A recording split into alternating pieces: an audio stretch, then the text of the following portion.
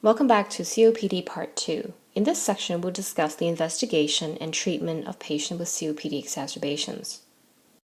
We'll separate investigation into blood work and imaging. We often do basic labs such as CBC, electrolytes, renal function. We sometimes order a venous blood gas. In patients who are not improving with treatment, we sometimes order an arterial blood gas. How would these blood work results be abnormal? In patients with a potential infection, they might have an increased white blood cell count. Patients with COPD are often hemoconcentrated. We look at the other blood work to look for electrolytes abnormalities and renal insufficiency.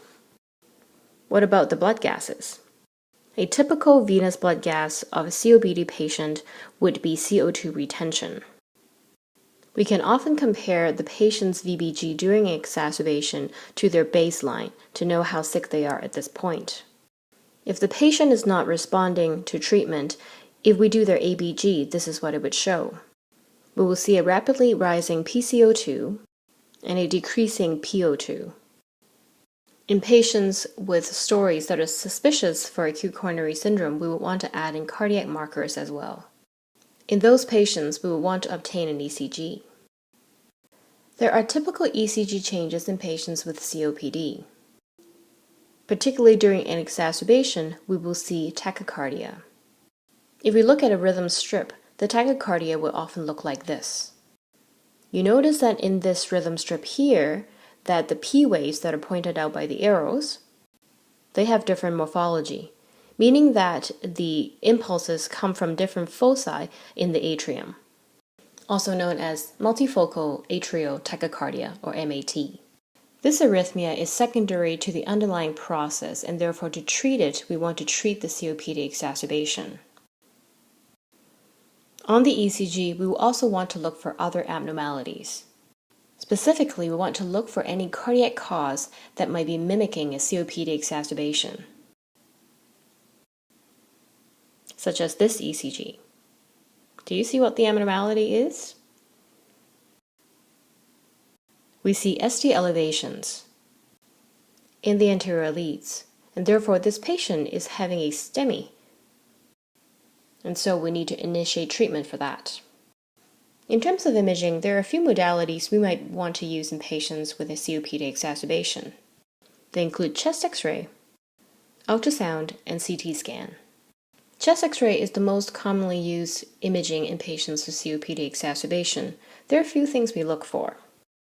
In a typical COPD patient, they have hyperinflated lungs with flattened diaphragm. On a chest X-ray, it will look like this. Do you see that the lungs are hyperinflated? What do you think of the diaphragm? They are flattened a bit from their regular dome shape. This is a very typical chest X-ray of a patient with COPD. Now, what do we look for during an exacerbation? Well, we look for triggers, as we talked about in Part 1. What are those triggers again? Specifically in the lungs, they can be an infection, PE, and rupture of a blood leading to pneumothorax. Therefore, in a patient with an exacerbation, we want to look for that specifically on the chest X-ray. What do you think of this chest X-ray? If you look at the right side of the lung, you should be able to see a pneumothorax. Here's the pleura. What do you think of this chest X-ray? Do you see the consolidation in the right lung? This patient might have a pneumonia as a trigger. As you know, chest X-ray is not sensitive enough to pick up PE, and therefore the patient that we think they have a pulmonary embolism as a cause for their COPD exacerbation, we need to move on to CT. We can also use bedside ultrasound to pick up a pneumothorax. Let's move on to treatment in patients with a COPD exacerbation, after we have excluded other causes for their shortness of breath. It consists of oxygen, bronchodilators, steroids, antibiotics, BiPAP, and intubation. First, oxygen. We want to give the patients who are hypoxic oxygen. However, Since the patients with COPD are often CO2 retainers, higher O2 might cause respiratory depression. We want to titrate the oxygen so the SAT is about 90%. We do this by giving oxygen by nasal prongs or Venturi mask. Next is bronchodilators. Salbutamol is the main bronchodilator. It can be given as a nebulized version or by puffers. It can also be given continuously until the patient starts to improve. We often start with 3 back-to-back treatment first. In terms of side effects, salbutamol causes tachycardia and hypokalemia. We sometimes add ipratropium as a second bronchodilator, usually as a single initial dose. Salbutamol is the main treatment. Steroid is key in patients in COPD exacerbation. It can be given as an IV methylprednisolone or PO prednisone. Since the steroid takes a few hours to work, it's important that we start the steroids early. Antibiotics are given to patients with the following.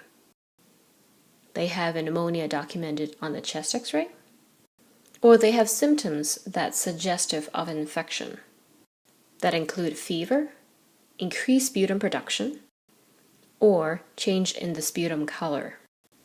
The antibiotics of choice include doxycycline, fluoroquinolones, and cephalosporins.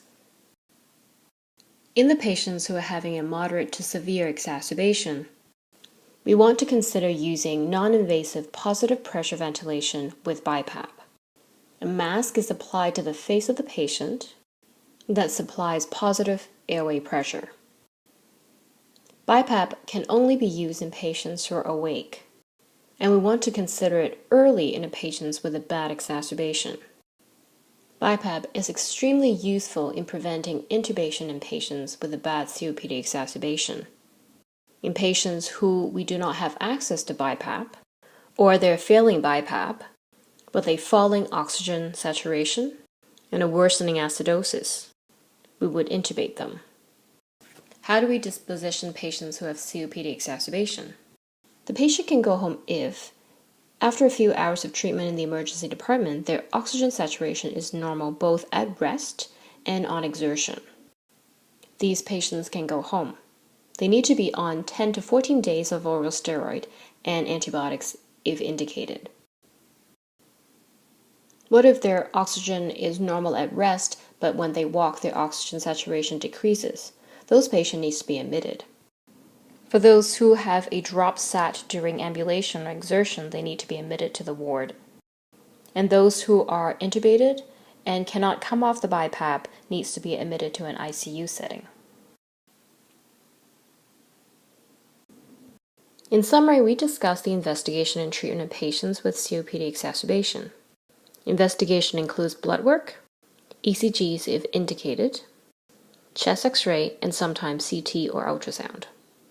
Treatment includes closely titrated oxygen, bronchodilators, antibiotics, steroids, BiPAP, and intubation, with a special caveat that both BiPAP and steroids need to be done early.